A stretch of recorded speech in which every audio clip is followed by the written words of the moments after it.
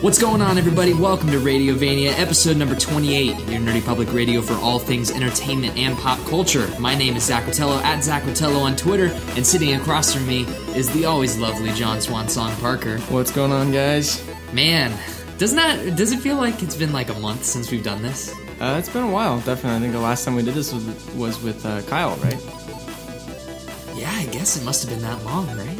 No, we recorded one. We did one between. We did Yeah. the one where we talked about Deathstroke for a while. Deathstroke, that's right. We did talk about all that. Yeah. But yeah, we're back. We're here. We got a lot of news to talk about. In fact, today's a chock-full episode because we're recording episode 28 on a bit of a delay. We're supposed to put this up on Tuesday. We'll put it up today. We're going to talk about Apple's conference. We're going to talk about the PlayStation event. We're going to talk about J.K. Simmons. We're going to talk about comic books and a little bit of video game news here or there. Before we jump into the hot topics of the list of the week, I did want to stress a couple big things. We thank you guys for listening to us. We're just about to cross 800 listens on Spreaker, which is awesome.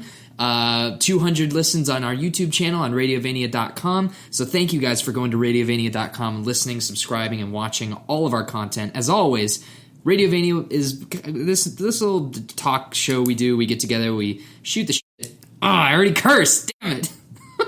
I was trying not to curse I'm this not week, even recording. So we could. I'm going to write down, find it yourself, you jackass. We're going to try. I told myself before the show, I was like, I'm not going to curse because we're going to try to just do the show, put it up, not have to worry about It's editing. like making a Ben Affleck movie without cursing. Good luck. Talk about, that Live by Night. Did you watch that trailer? No, but Ben Affleck, gangster movie? Yeah, you keep talking about it. It's going to be good. I'm excited. He looks... He's looking like Batman in the because he's just ripped. he just looks huge. Yeah. How cool would it be if like halfway through the movie you find out that it's changes. Bruce Wayne Yeah. undercover and he's pretending to be in the mob in the 50s? Time travel. Yeah, Boom, that's exactly DC. what the DCEU needs is Just time keep travel. going, Make keep that even going more nuts. complicated. First off, I wanted to talk to John here. You went and picked up that Bioshock collection. Yeah, I went and got it yesterday at Target. Now Shout out to Target. You were expressing your disdain over the fact that there was no midnight release for it at GameStop. Yeah, because I went to class Monday morning and I was like, oh man, I can't wait to go get the Bioshock later and play it tonight. And then I called 3 different retail stores, GameStop, Target, and Walmart. None of them were going to be open releasing it. There's no other big game coming out this week until NBA 2K comes out on Thursday, which that is when comes out this week. That's right. They're doing a midnight release for that. So yeah, I had to wait until yesterday morning. I went and picked it up after my first 8 a.m. class. So there's no. We're finally moving away from because I remember this being a big issue when we were in high school, especially with last gen with PS3 and Xbox 360. Is that they were doing that really obnoxious little thing there where it had retail exclusive content for different games. Like I remember Assassin's Creed had exclusive DLC if you went to Target or Walmart to pick it up. So Bioshock, same game everywhere. Yeah. So tell me, short, sustain. We'll get your full-on impressions after you finish Bioshock and then Bioshock Infinite or 2 or whatever. All 3 of them. Yeah, you're gonna do all 3. Zach's dropping all this stuff. He's Yeah, dropping. I know, like it's hot. ridiculous. No, I'm gonna because the first disc of the game is Bioshock and Bioshock And 2, and then you install the second disc and Infinite's on the second disc. So I'm just planning on playing it in sequential order from when they were released. That's not how I originally played it. Yeah, so I'm excited to see that. how you feel about it. I wanted to try it out and together. see if because Bioshock 2 you said was your least favorite. It's definitely my least favorite. I'm curious to see if I like it a little bit better if I play it in a particular order. But yeah. I'm just excited to play it all. The world is just fascinating. It's visually amazing. They did a good job with this remaster. Looks great. Yeah, from the opening intro of the game, it's just crystal clear. It's just awesome, and it plays really well. It's a unique play style. I haven't really dived into a first-person shooter story type thing since like a Call of Duty campaign. Sure. And this is vastly superior in terms of storytelling and stuff like that. I like, finding little like recording radio snippets and just listening to other people in the world that you aren't interacting with. You're interacting with basically almost like their ghosts because you're just listening to what they have to say. So it's a really interesting technique of storytelling and world creating. Yeah. Where you have absolutely no idea who you are and what's going on, which I think is cool. At least not, I don't know yet because I haven't played the whole thing. You were telling me one of the biggest things for you to get past so far is the gameplay mechanics. Are you starting to get used to I'm getting used to it more. Shooting? It's the using like the abilities with your left hand and then shooting. And the first person shooting wasn't that big of a deal. Like I figured out finally how to aim if I wanted to, but most of the time I don't really need to do that because you find Tommy gun ammo everywhere. So yeah, and ammo generally is usually pretty scarce. I find that when I play those games, I usually default to using the wrench or using the plasmids. So just because they're more useful for more situations. But shotgun, fantastic. Yeah. Also, sentry bots. You enjoying those little guys? No, not really. Not really. I'm getting better at getting rid of those things though. So cool. But I'm a huge fan of the whole Big Daddy little sister thing is cool. Like it's just fun. I'm just enjoying it and experiencing it for the first time, having no idea what to expect going into it, which is really awesome. You're getting close to the median of the game, which is where paradigm shift starts happening. You start realizing different things about the world, and so you're in a great spot. I'm glad you're enjoying it so far. I can't wait to hear how you think of it when it's all said and done. Yeah. Second thing from the PlayStation blog, they announced a bunch of different top of the chart games for PSN, and I did want to point out that No Man's Sky was the number one seller of the month on PlayStation Network. So if you're still playing that, good for you.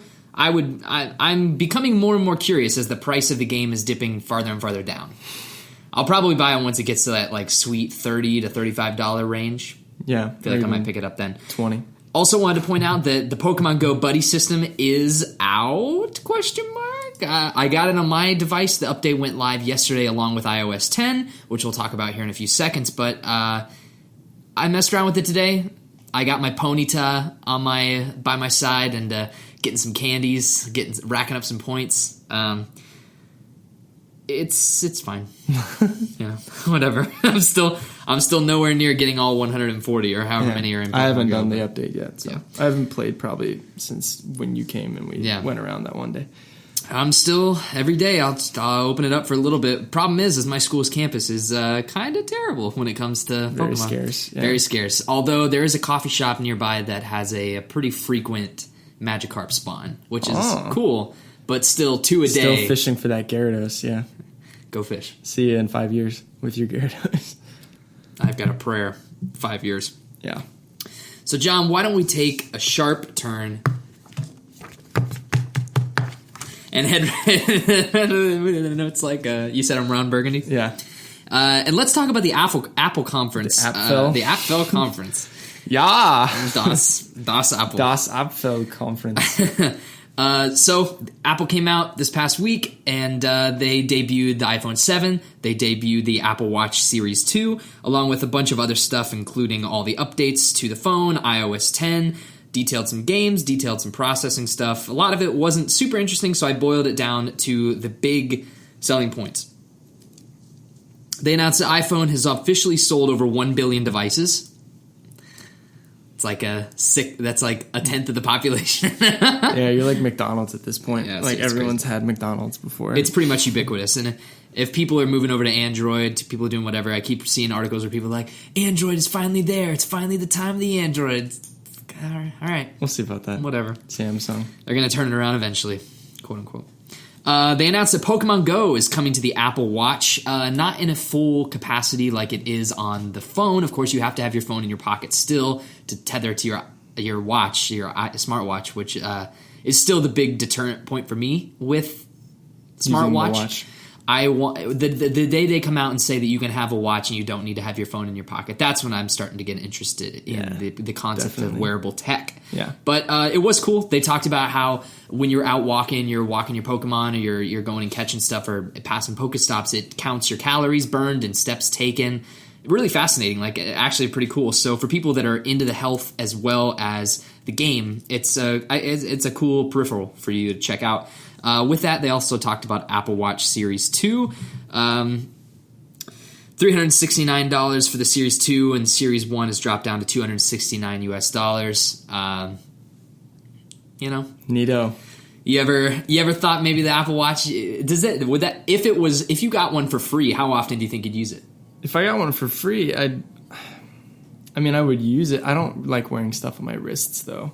You don't even wear like a regular watch. No, so watches don't intrigue me in the slightest. Neither does a Fitbit or anything like that. Interesting. If it was free and if they said, here you go, you can wear this and you won't ever need a phone again and you can do everything on your phone on your watch, then I'd be like, all right, I'm all in.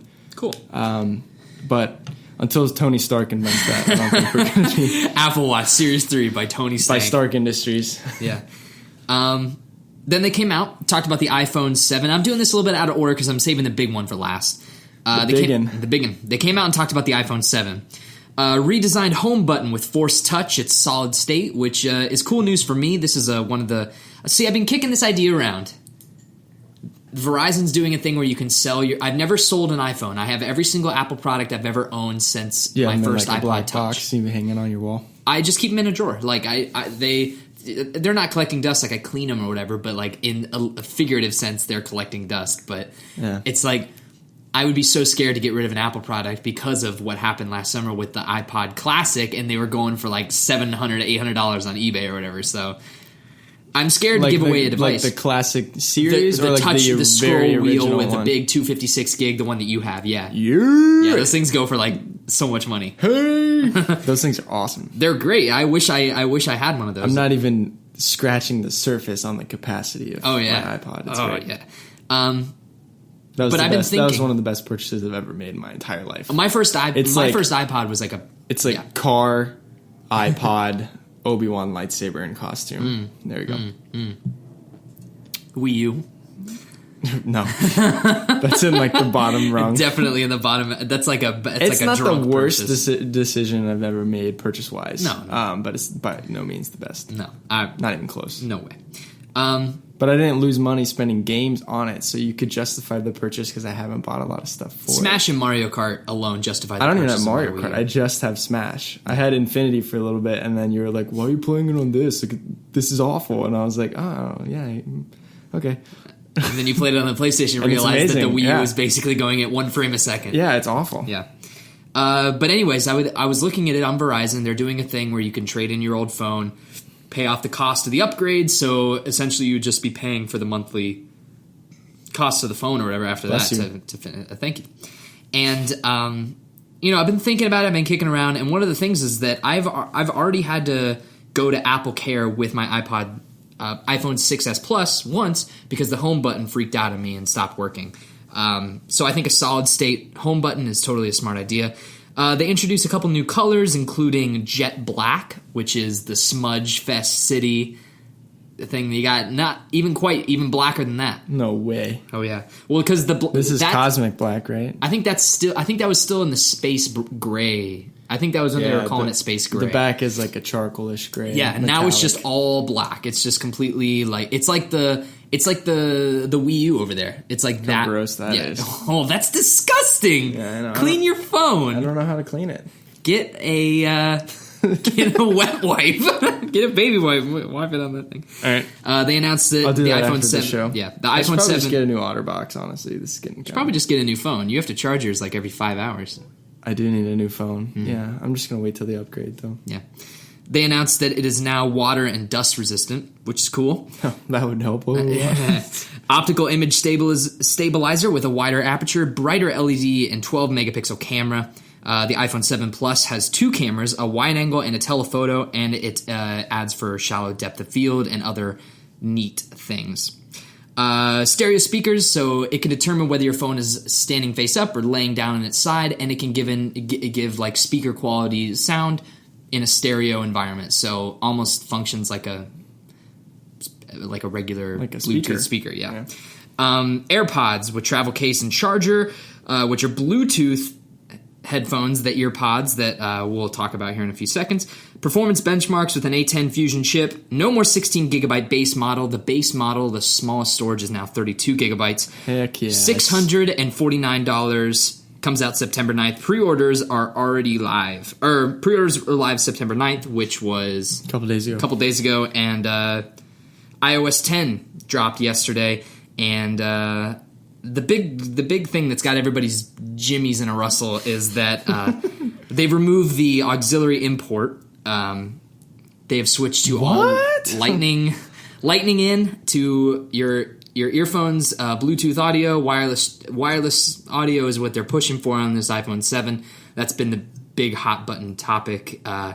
They're including a dongle in the box that connects Lightning to an auxiliary input to your headphones. How do you feel about this whole thing? Because I think that's terrible. Yeah, it's just fascinating me. I mean, Apple's always kind of played the "we're going to do it our way" card. This means you can't go to a party anymore and plug in the aux and like DJ a party because you don't have a port for it. You just need the dongle. And yeah, well, that, or you're like, hey, is the speaker Bluetooth? They're like, no, and you're like, oh well, yeah, I don't know. I mean, it's not like the worst thing. Like, they keep making cool new stuff, but it's just kind of weird. Like, headphones should be like a given, don't you think? Yeah, I think that a big reason one of this was TechCrunch brought this up in an article. They were talking about why they removed it. Is it because people get their headphones tangled up in their backpack? No, but that's what happens with my headphones all the time. I think a big part of it was the water resistance. Is because auxiliary inputs are it's such a hardwired thing that I think it would have been possible to make the phone water resistant if that was still a part of the component, because it feeds right into the device. And now the Lightning cable is able to be completely water resistant for both charging and audio, so it makes sense for them to remove the headphone jack. It's just going to be a huge inconvenience for people that don't have... I have a Bluetooth speaker at home. I love it. My car has an auxiliary port, but if I was to buy an iPhone 7, it comes with a dongle, so I would just probably keep the dongle in the car. I love the dongle. Yeah, isn't that the best word ever? Dongle. The dongle.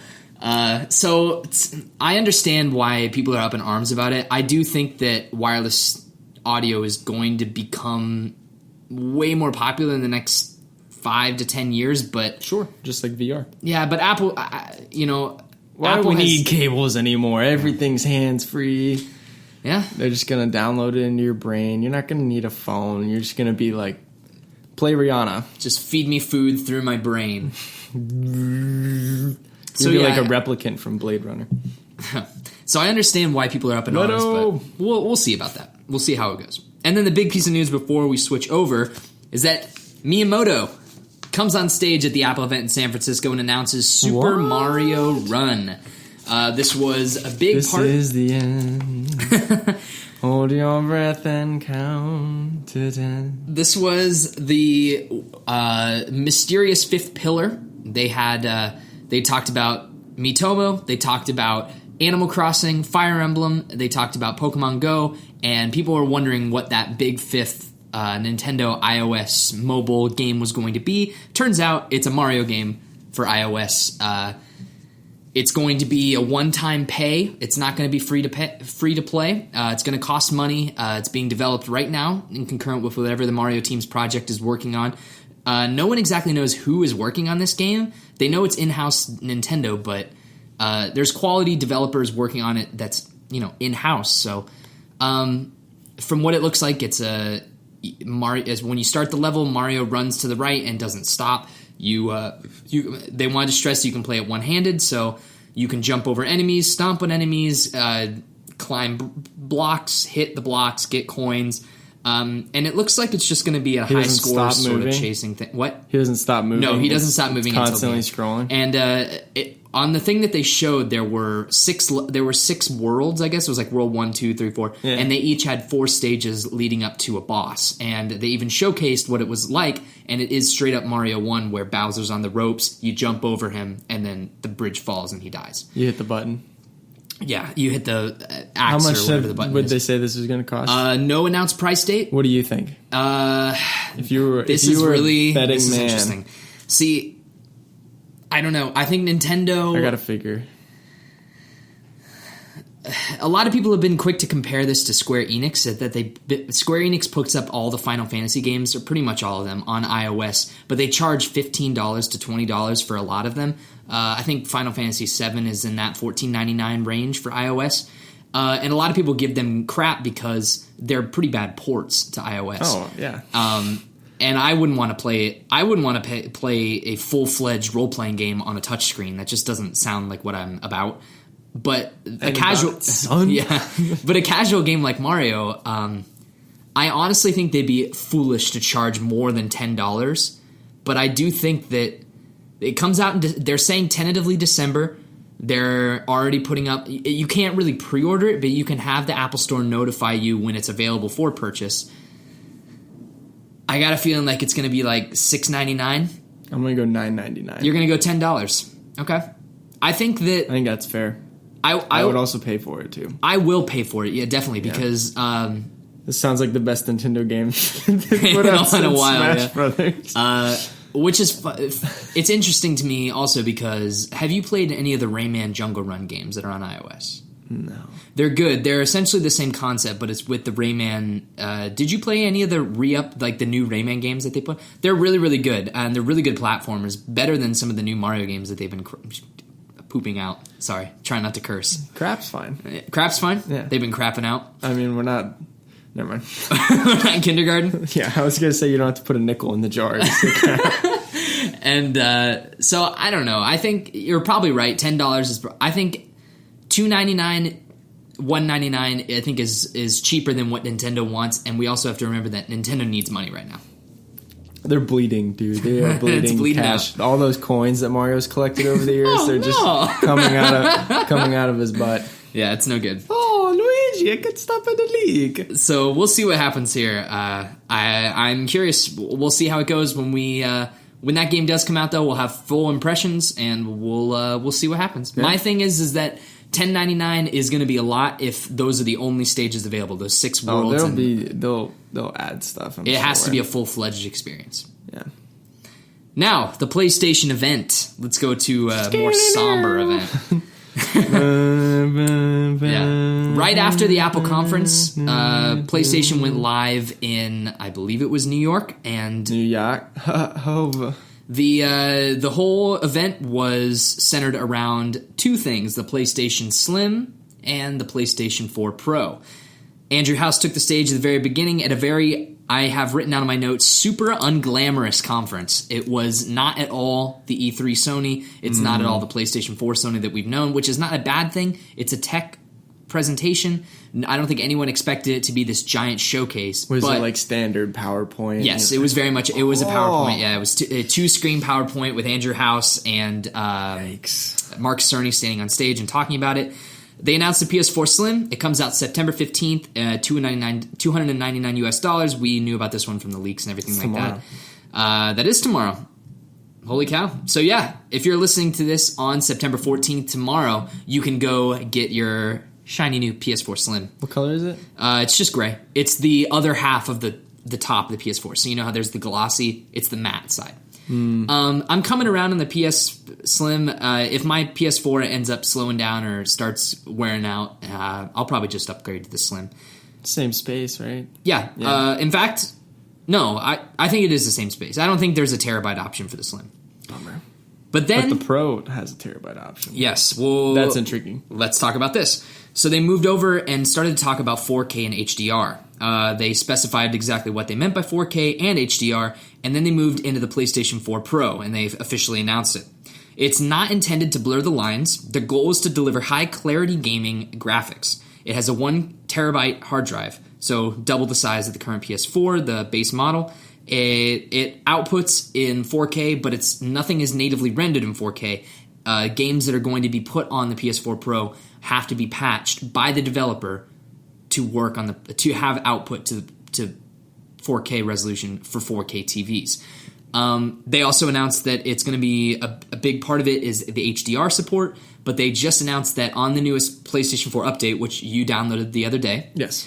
UI refresh. It's really nice. I've been playing around with it. No, it looks really good. Really nice. Yeah. Have you noticed, I don't know if you use it very much, but Spotify on the new PS4 UI is super, super good. I've used Spotify on the PS4. I haven't tried it since the update, though. All you have to do is hold down the home button to that slide up menu, which is super nice. Mm-hmm. You go to Spotify, and you can start it in there without having to go to the app or change anything over. It's super, super slick. That's awesome. But they announced in that update for all current PS4s, they patched in HDR support. So half of the PS4 Pro's sort of sales pitch is already enabled on all current PS4 consoles that can run System Software 4.0 or whatever the software is. Which, do you know anything about HDR? No. Higher clarity colors, yeah, whiter whites, blacker blacks. They Can also you imagine what Batman v Superman looks like in HDR? It's just like dark. it's the just entire movie. it's just like shadows. You just hear around. "You're not even a man." Yeah. They showed Marvel Spider-Man game, shown running on PS4 Pro, connected Pro to an HD TV, forward compatibility. They're patching old games to make them Pro capable. More Horizon Zero Dawn footage was shown. The first gameplay from Mass Effect Andromeda was shown. How was that? Honestly, this conference was super disappointing to me. As a huge PlayStation fan, as someone that considers themselves, super ingrained in that culture. I love PlayStation. I love their exclusives. I think they make the best exclusive games, the best first-party games. Bloodborne, Uncharted, The Last of Us, Ratchet and Clank. I think they nail it in the in-house department.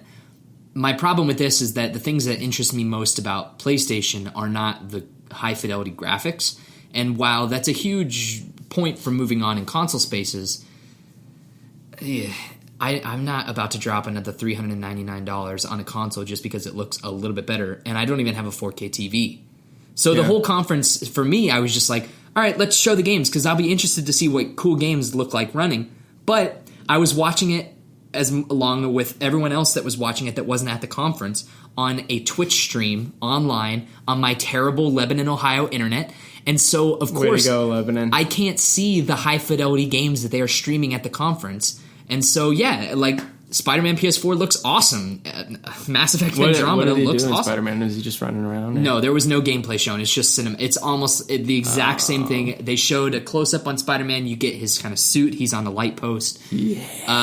The game looks phenomenal. I can't wait to see it in action. I can't wait for that game. Oh my gosh, I'm so excited. Yeah, they showed the Horizon Zero Dawn footage is really cool. More battling these giant robots, the Protectors or whatever they're called, Guardians or something like that.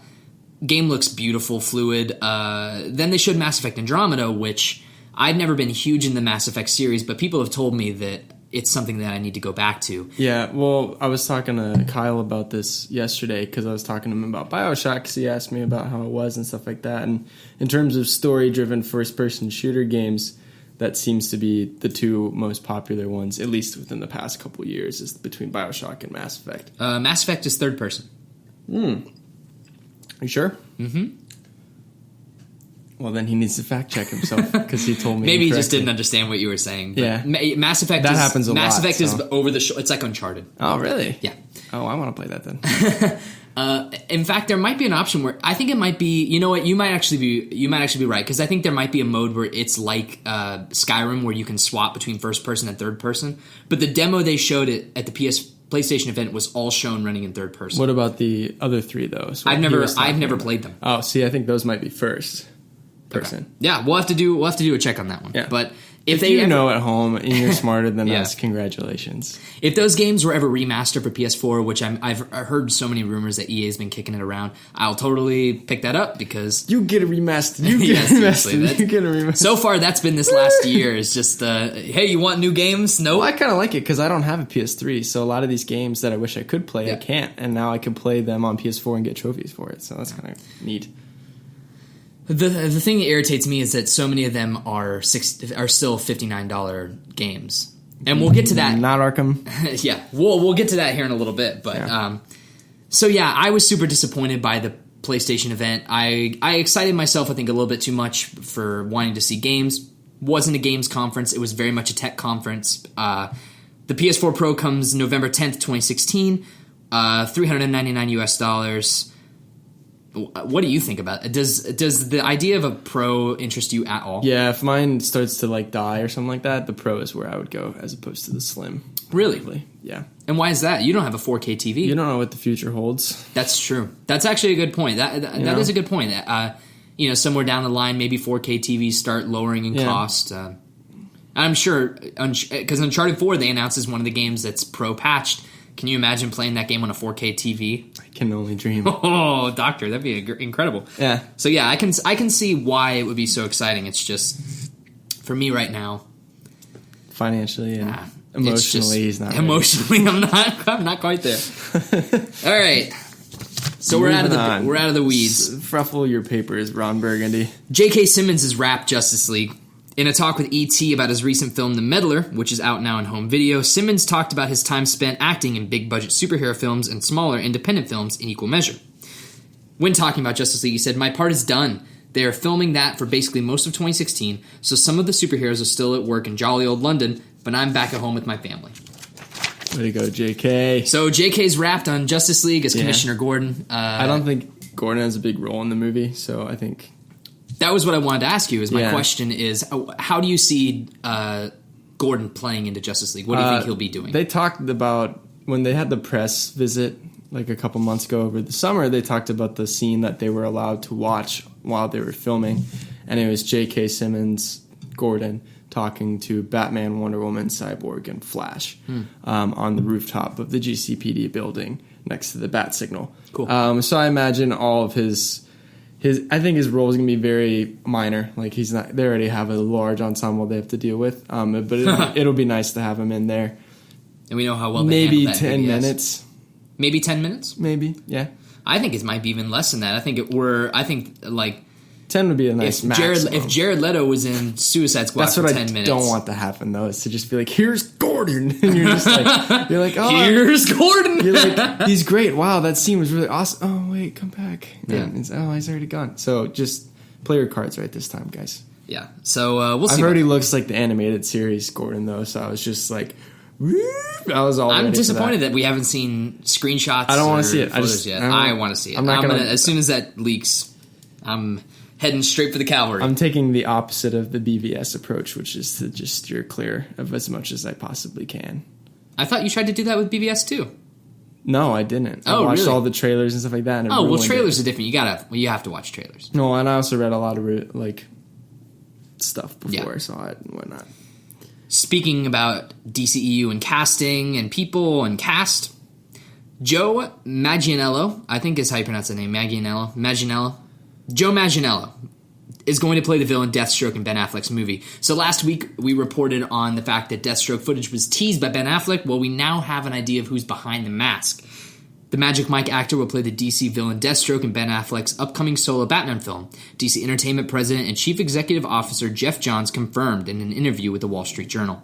Affleck, who is directing and starring in the film, teased test footage of the popular DC Comics character last week without revealing who would be playing the villain. So I asked you about this past week. You didn't have any strong opinions, right? No, not really. You don't know the guy very well. Not very well. I did take a look. I researched him a little bit more after I found out about it. I think he does look the part. You think so? Pretty well. I like he's got like the nice salt and pepper beard thing going. I think that'll look really cool. The scenes Dude's where a hunk. Yeah, the scenes where and that's like how Deathstroke should be. I just want to see how he looks with an eye patch. So, because that's a big part about it. Did he have an eye patch in the test footage? Well, so on Deathstroke's mask, you have the orange part with the eye slit and the black part with no eye slit. That's because he doesn't have an eye. Okay. So didn't know that. There you go. Cool. Fun fact for the day. I still don't think he... Still don't think he can carry that villain role? Deathstroke, I was talking to Connor about this. Deathstroke is too much of a static character that isn't the Joker to be a main villain. You know what I mean? He's very one-noted. Like, he kills people for money, and he has no beef with Batman. So I'm just curious. I'm not saying this is a bad idea at all, because I do trust Johns and Ben Affleck. I'm just curious to see how it plays out, because I don't think him and Batman have ever really had any big issues with each other. Sure. I've talked about this before. Batman and Deadshot have always been more of like a rivalry type thing. Yeah. Unless you're playing Injustice and then I'm whipping out the Deathstroke and I'm like, you're getting annoying. So this next story I want to talk to you about is something that I literally know nothing about. So we now know this thanks to the audio commentary featuring Simon Kinberg and director Bryan Singer that is attached to the digital release of X-Men Apocalypse. Which I cannot wait to buy so I can watch the Magneto scenes. It came out this past Friday, apparently. I thought it didn't come out till October. We'll see about that. Article says... Civil War just came out. Oh, the digital release just came out. Yeah. This past Friday. I want to buy a physical copy. As the post-credits scene begins to roll, Kinberg and Singer discuss the Deadpool 2 teaser idea that they ultimately had to scrap, but wrap up that little bit of trivia by confirming that Mr. Sinister tease is indeed a method of preparing audiences for 2017's untitled Wolverine 3. Who is Mr. Sinister? Mr. And why should we care? I I actually don't know a whole lot about him either. He is He's a pretty popular X-Men villain, particularly in the 90s run when X-Men comics kind of ran the whole show for Marvel. That was the big money maker. That was the big cream of the crop. Okay. Was X-Men, X-Factor, all that kind of stuff. He has a lot of confrontations with Apocalypse and X-Men and stuff like that. He's fascinated and obsessed with the relationship between Jean and Scott Summers, Cyclops. In terms of his role with the Wolverine movie, I have no idea what they're going to do. But I did know that in the tease, I did understand who it was. The SX Corporation is Mr. Sinister's deal. But we'll see. I'm curious to see who they cast as him, too. And staying along the lines of this comic book news, we're almost done. We're almost out of the weeds with the comic book news. Nudes, yeah. Fox. Yeah. Fox buys Stan Lee's life rights for 1970s set action-adventure movie. This is an exclusive. This is quite the story. Did you read about this? Did you hear about this? I just looked at it, yeah. Okay. Stan Lee's story is coming to the big screen. Yes, the iconic creator of many Marvel's comics' most beloved characters has made countless appearances in films, but this time, it's a slice of Lee's life that is getting the cinematic treatment, though not in the way you might expect.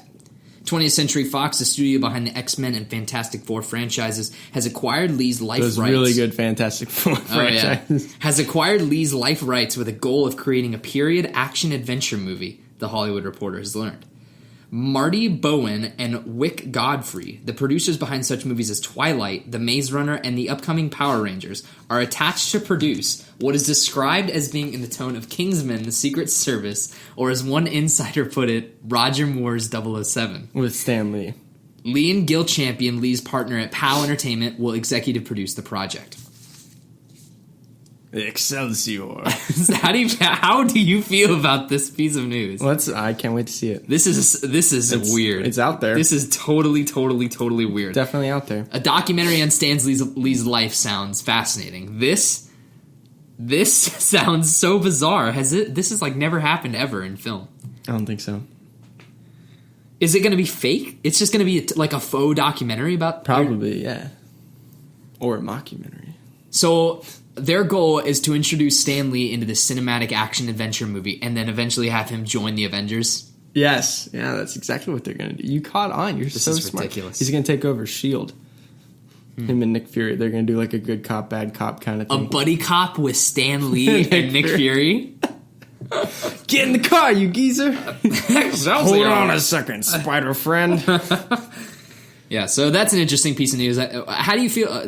Roger Moore's that dude 007. Just gets so much money, man. Stan Lee, oh my god.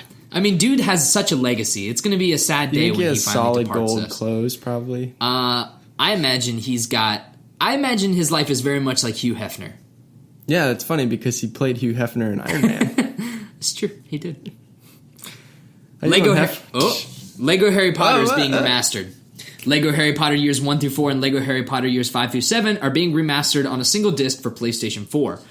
Now, this is unclear. The article from IGN does not talk about whether it's coming out on other platforms. They just say PlayStation 4. So, heck yeah. We'll see about that one. That seems weird if that's the case. Yeah. Warner Brothers Interactive Entertainment and TT Games announced this today. The Lego Harry Potter Collection will launch on October 21st with, quote, enhanced graphics, environments, lighting, and visual effects. End quote. 2 downloadable content packs will also be available. Lego Harry Potter's Years 1 through 4 focus on the story of the first 4 books. I don't want to read the rest of that. That's just stupid. They're trying to they're like, Years 1 through 4 focused on the first 4 years. 5 through 7? Whatever. 2 DLC packs are included, a character pack and a spell pack. Additional characters included in the character pack DLC are Godric Gryffindor, Harry from the Yule Ball, Helga Hufflepuff, Lockhart in a straitjacket, Luna, Lionhead, Peeves, Hermione, Pink Dress, Ron Weasley, Ghoul. I bought all these DLCs when I had this game for the Xbox, yeah. DLC players can expect to use Cantus Densaugo, Ducklifors, Mellifors, and give me all that Harry Potter stuff. I'm ready. Does that come out this October? Over here. Yeah, October 21st. Oh my gosh. That comes out, and then Batman, and then Skyrim, and then all can you answer me a question? What is 39 euros? I don't know. What does 39 euros transfer to? Because this article is all in European. I'll look it up. Okay. They said it was all going to be on the same disc. Yeah. That's interesting. I mean, those games are so small, though. I mean, yeah, that's true. I mean, it's not NBA 2K17 that's like a 17,000 There's also the open download. world wasn't a big enough thing in those games, so it's not really big. You just kind of explore the castle. Yeah. I never played any of the Lego Harry Potter games. I heard they were great. And so you said €1 is equivalent to $1.1 US. So you're looking at about a $40 to $50 purchase, which is pretty good. If it's even a $10 increase, I would say, or I don't know. I don't know how to convert that. Yeah. I would buy that. I'm actually going to buy that now that I know about it. So I like those games. I really liked playing the first 4. Cool. Me and Shelby completed that thing 100%. So maybe we'll do that again on the PS4 when I can get another platinum. Another Lego Platinum for you. Bing. Yeah. The Last Guardian has been delayed again. Oh, that's a bummer. From a post on the PlayStation blog by Shuhai. Who again? Mark that one down. From a post on the PlayStation blog by... Oh, yeah, okay, whatever. From a post on the PlayStation blog by Shuhei Yoshida. I love you, Shu. I'm sorry I mispronounced your name. On September 12th, 2016. It says... And this is a whole thing. I'm going to read this whole thing. Read the whole thing. Quote, the Last Guardian development team is fast approaching major milestones in production and has made the tough decision to delay the release of The Last Guardian a few weeks. The Last Guardian will launch on December 6th, 2016. Fumito Ueda, Gen Design, and Japan Studio have a wonderful vision for The Last Guardian's touching, emotional journey of friendship and trust, and we want to deliver the most polished experience possible for our fans who have supported us for so long. A delay is a difficult decision, particularly with this game. Yeah, no joke. But we have encountered more bugs than anticipated while in the final stages of development. To ensure that The Last Guardian delivers on the experience that the game's creators have envisioned, we need to take the extra time to work on these issues. Our development continues to push itself into the fullest, and we look forward to revealing new content towards launch. We appreciate your continued support. Appreciate you. So when they came out to the stage at E3 and announced that this is the final date for it, they made a big deal about it. Last Guardian's finally coming out. Here's your date. It's coming out. It's been 10 years since the original announcement.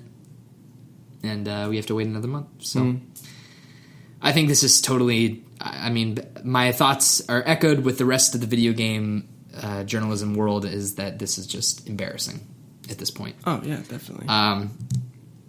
They're still apparently charging $59.99 for this product.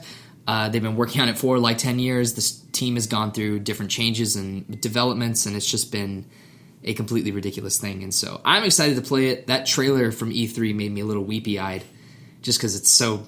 The game, I love the art style. It's just... It looks great. It's just...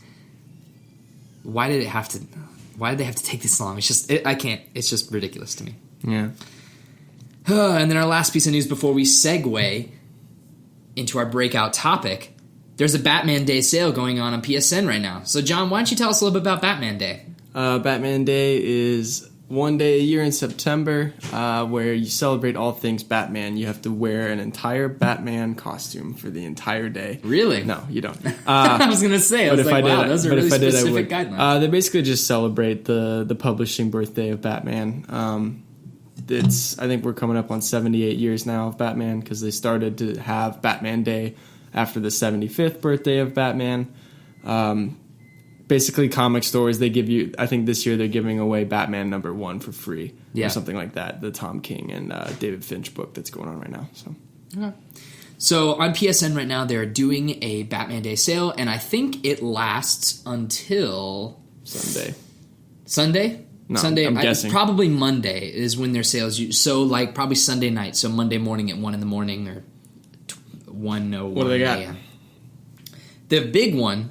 Let's go through. The biggin? Arkham Knight on PS4 is $11.99. Oh, are you kidding me? Arkham Knight Premium Edition is $23.99. The Season Pass for all the content for Arkham Knight is $11.99. Might buy that one. The Lego Batman 3 Beyond Gotham full game for PS3 is $9.99. That's how much I paid for it. It's also $9.99 on PS4 for Beyond Gotham. It's a good one. The Deluxe Edition is $17.49. The Season Passes are $7.49. Arkham Origins on PS3 is $18.74 for the Ultimate Bundle and $9.99 for the full game for PS3. Blackgate is $10 on Vita. Injustice: Gods Among Us is $7.99 $8.99 on PS4, Vita, and PS3. Another interesting one is Justice League Heroes for the PSP and PS Vita is $3.99. That game sucks. Really? Yes. I was thinking about buying it for the Vita. Don't do it. Right, I won't. It's bad. It's really bad. It's like they tried to copy Marvel Ultimate Alliance. You ever play that game? No. That's a really fun game. Really? And they did really bad. So. And then Batman Arkham City on PS3 is $4.99. So just wait another week. I know. Well, but here's the thing.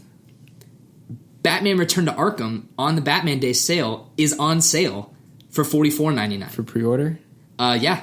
But it's digital. It's digital. So you save 10% on the digital pre-order for the game. Still, for anyone that's interested in Return to Arkham that wants to save a few bucks that really doesn't care about digital Financial. Media. You're going for the digital. Digital media, yeah. Apps. I was confused. I just slurred every word there. What about the Telltale game? Is that on sale at all? No, there's no sales on the Telltale. Pretty much because there's only one episode out, and it's only $5. How much does it cost for the disc?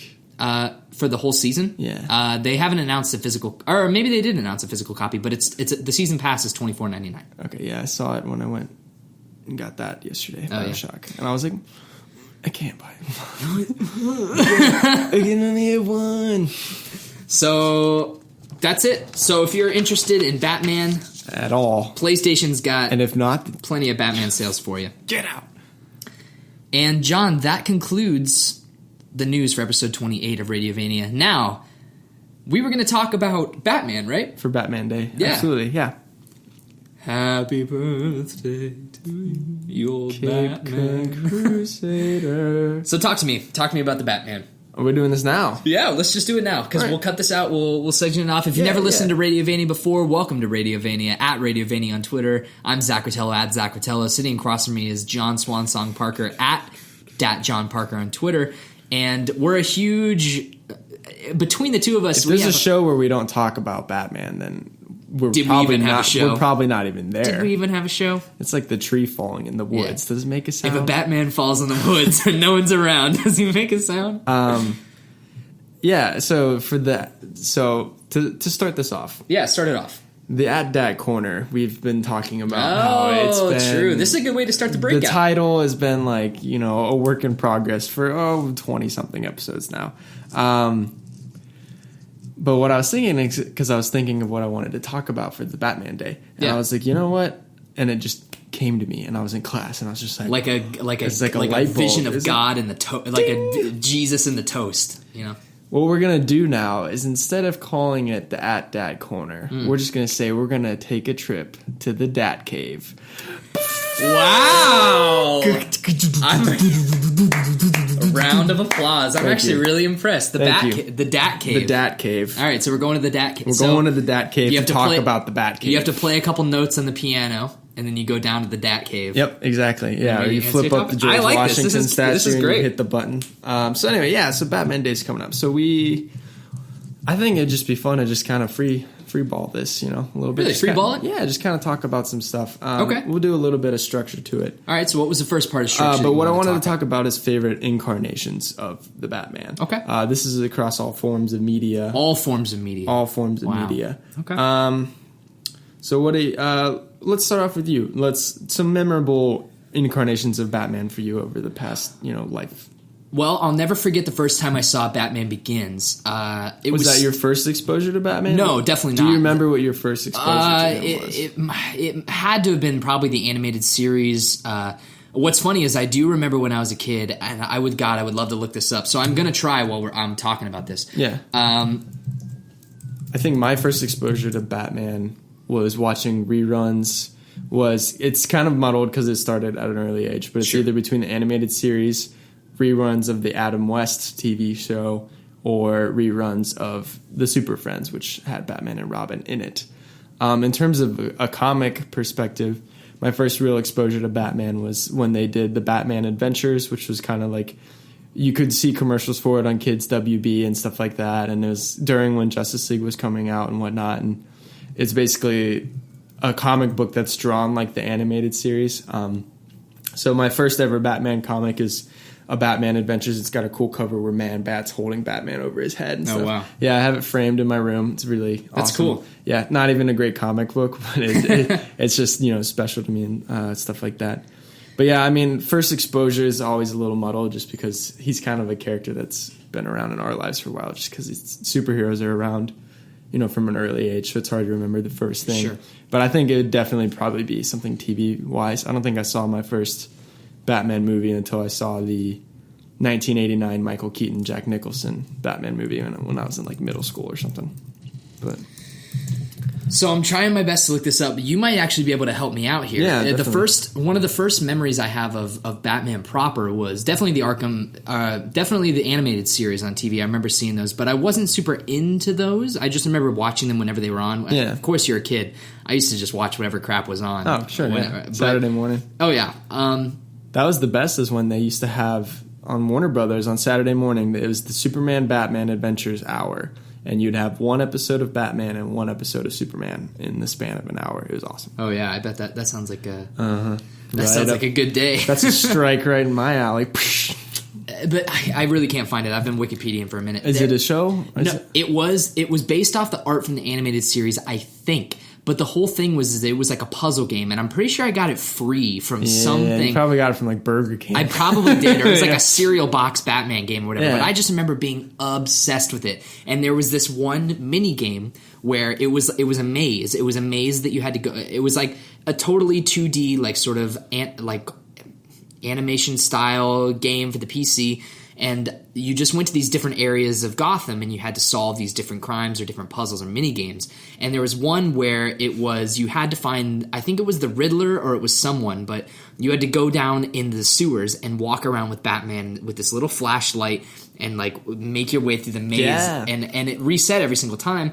And I just remember like playing the hell out of that game just over and over and over again. I thought it was so much fun. And so, yeah, that definitely was probably my first real serious exposure to Batman and learning the villains, because Joker was in the game, Freeze was in the game, Riddler was in the game, Penguin was in the game. You had to do a thing with ice at one point. But yeah, that was definitely probably my first exposure to Batman. Nice, definitely. Yeah, so we got a video game, probably exposure, and then TV.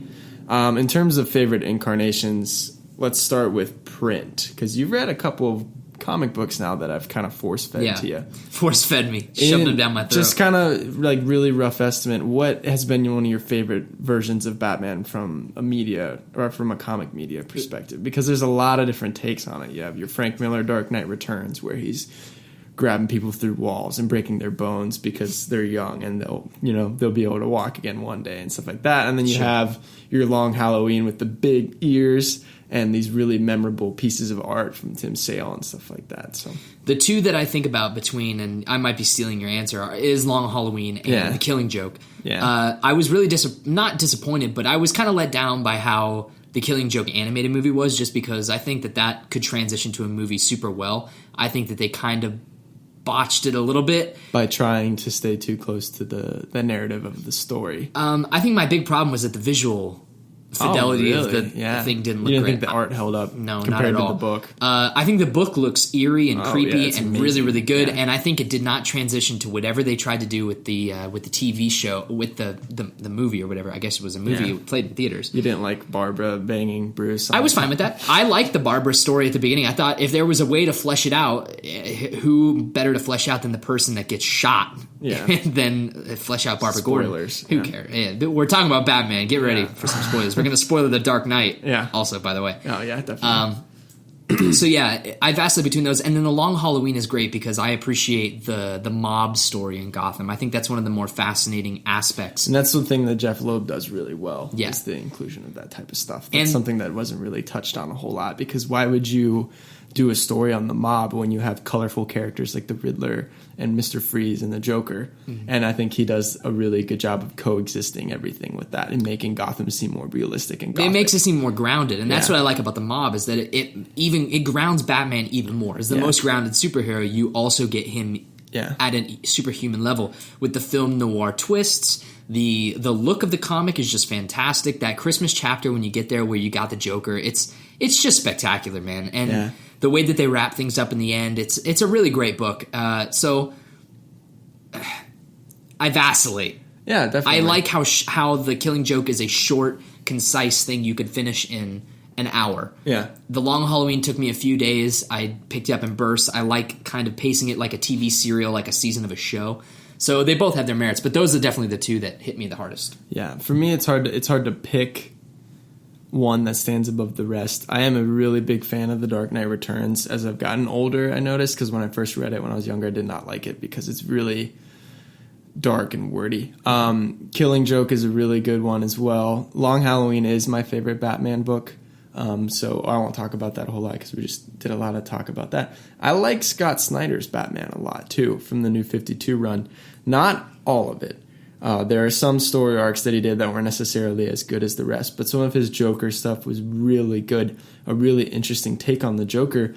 There's a story that I'll have you read because they collected it in a trade. It's called Death of the Family, not Death. This is the one with the face wearing Joker. Yes, right? where he's wearing his face tied around like a mask. But basically, Joker's plot in that is he kidnaps Robin and Nightwing and Batgirl and all this stuff, and he is in the cave, the Dat Cave.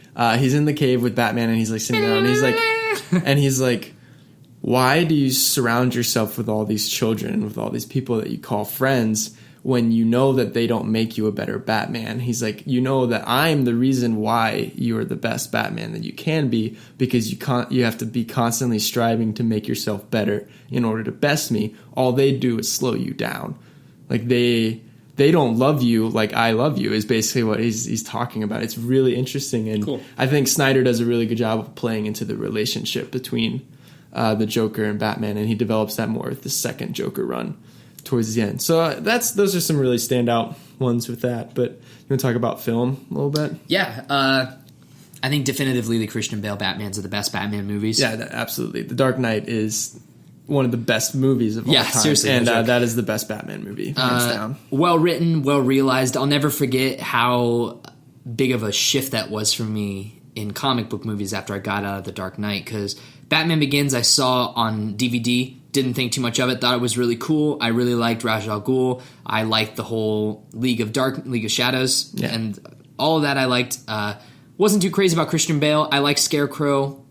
I thought it was fine, but then Dark Knight comes around and really just sets the tone for how that universe is. And now when I go back, I think about Dark Knight when I see Batman Begins, and when I see Rises, you see shades of Dark Knight. And I like Bane. I like Talia al Ghul. I like how that story wraps up. I like Joseph Gordon-Levitt as Robin, and quote unquote Robin. Yeah, I didn't like that. You weren't a fan? I mean, it doesn't deter me from liking the movie. I just think that it was so lazy.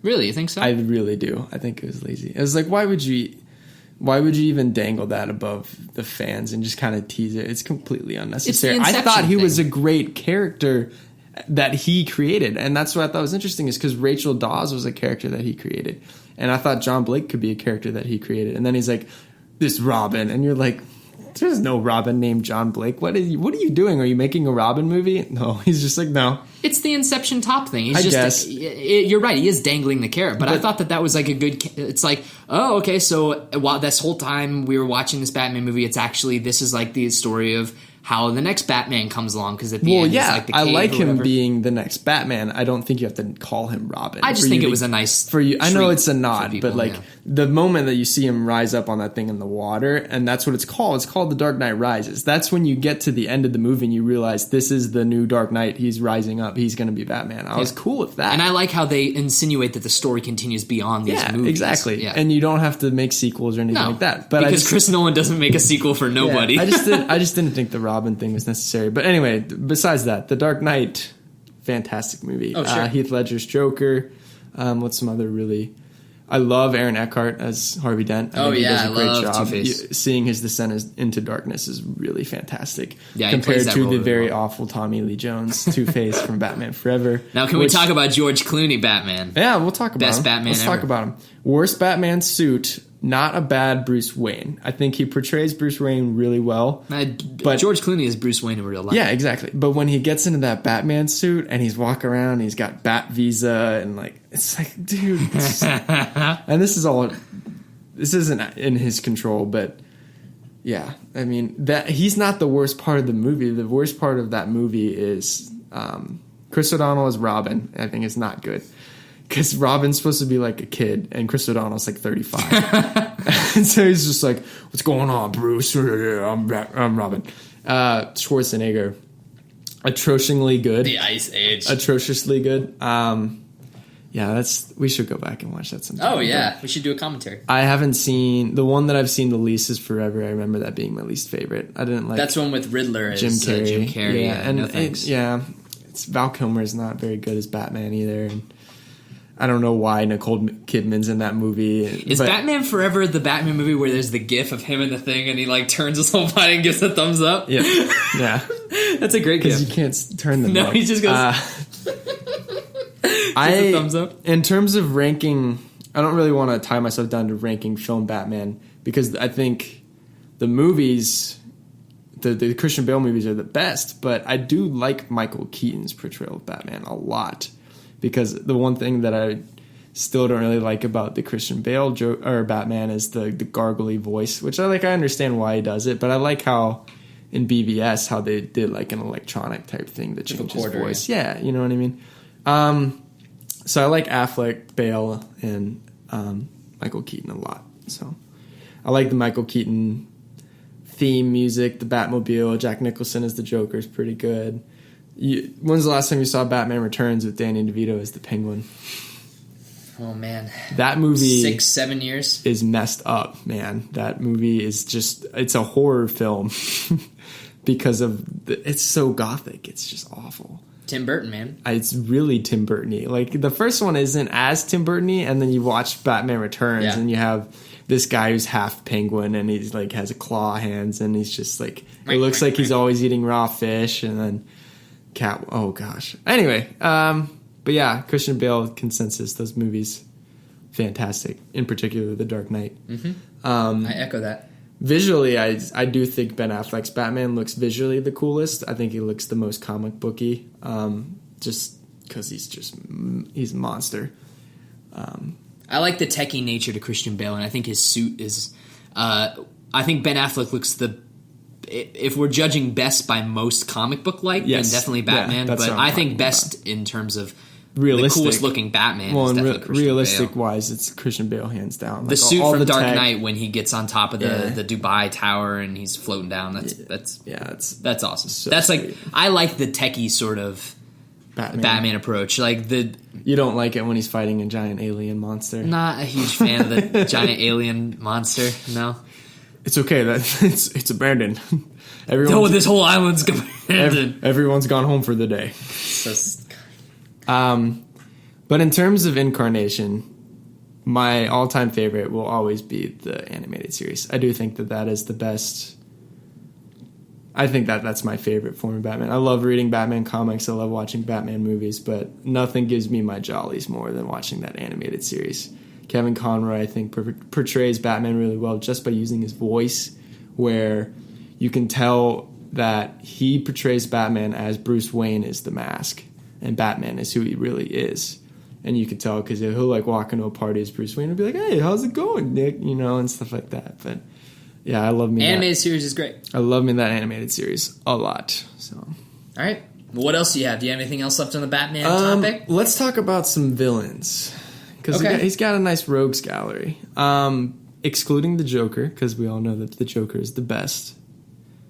Give me a short list of some of your villains, and I'll give you a short list of some of mine in terms of favorites.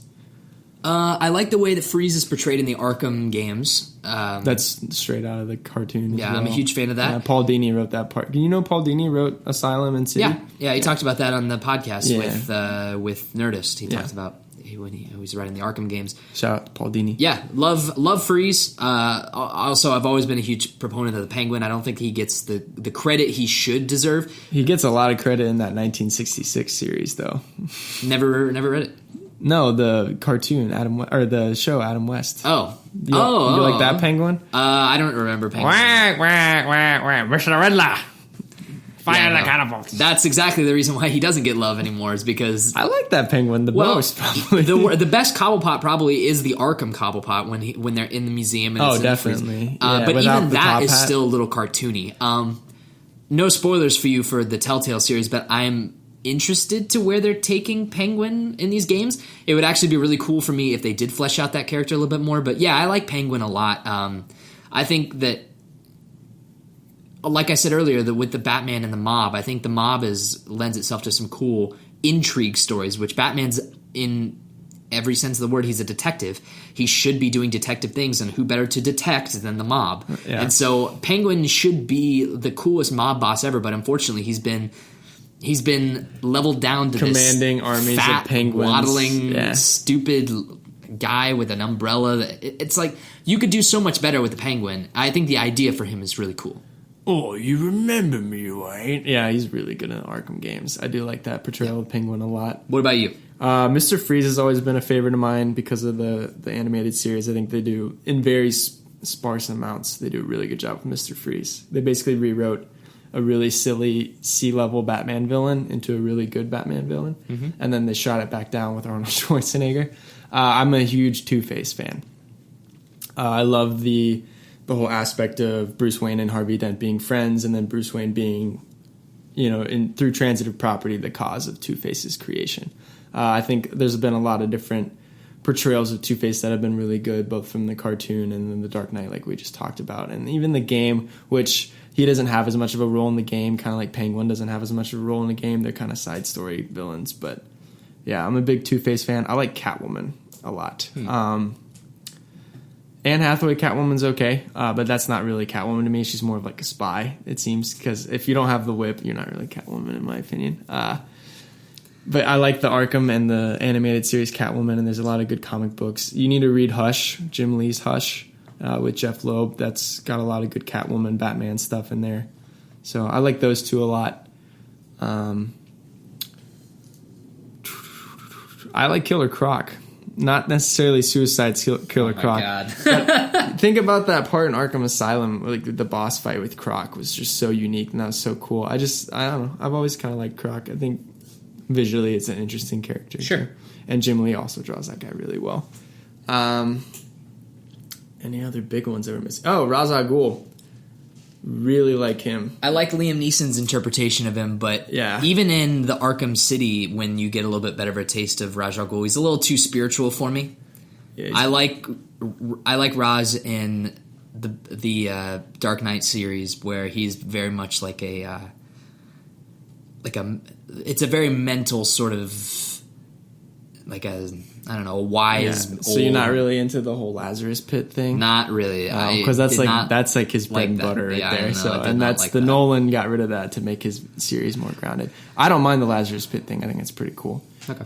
So I like him and Talia kind of come packaged, in my opinion, because they're usually kind of together and they're just like messing with Batman's brain. Sure. But yeah, I think that sums up all the other main villains besides Joker. Oh, and Harley Quinn. Animated series Harley Quinn. I'm not a big fan of Suicide Squad 1 as much, or even as close. I'm just not a big fan of Suicide Squad. I think we've all talked about that enough. Yeah, seriously. But yeah. Is that Batman Day? Yeah, enjoy some Batman on Saturday in some form or fashion. Read a book. I'll watch a movie. Watch a movie. Watch an animated series episode. Play the game or something like that. But enjoy the fact that he exists, because according to Radiovania, he is the best fictional character from the After Dark. That's true. We didn't talk about that. Yep. All right.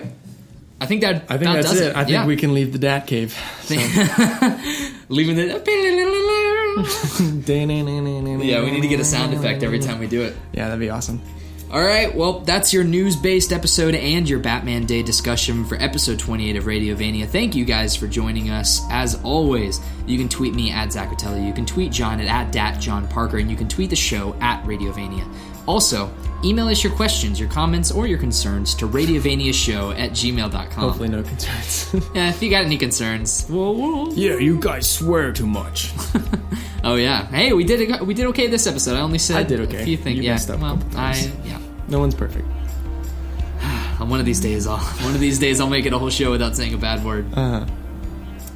Also, just want to keep reminding you guys, we're seeing a good response on YouTube, but that is where we need all of your support. Go to radiovania.com, youtube.com, search Radiovania, whatever you got to do. Subscribe. Click that red subscribe button. It takes a few seconds. If you have a Google Mail account, It's really quick. Just subscribe. We could use it. More ad revenue means better content, means more shows that we can do. Still saving up for that second microphone. We'll get there. We'll get there. And thank you all very much. I think that's it. We're out. So long.